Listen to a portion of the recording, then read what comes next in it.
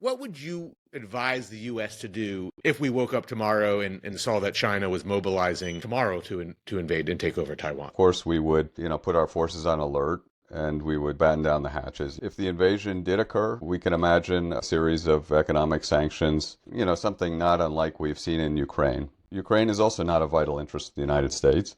We should have known that from the beginning. I would not, bring the United States to war over Taiwan. We can have a sound set of policies that ensure that we don't go into a nuclear war over this island and that we protect our national interest. I don't think the question is whether the U.S. has a vital national interest in Taiwan, narrowly understood. I would say that the United States has a vital national interest in preventing a hostile hegemon from dominating the eastern edge of the Eurasian landmass. That happened prior to World War II. We know what that outcome looked like.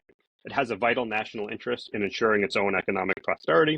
And the United States has a vital national interest in ensuring that the world is safe for democracies, which means it's safe for the United States. I think this is kind of like lofty rhetoric that I think gets hearts going pitter-patter. But no, I don't think that it's about democracy. I'm not such a realist that I dismiss these ideas altogether. It's just that I think whenever these kind of ideological motivations clash with the realities of power and the balance of power, they immediately fail and mostly are forgotten. Jamie, you and I can both remember when, it was said we must stay in Afghanistan for another 20 years or maybe another 100 years to defend the rights of Afghans to celebrate their democracy as if they have some kind of great democratic tradition or something like that. Were we going to compete with China? Absolutely. Should we balance China here and there? Sure.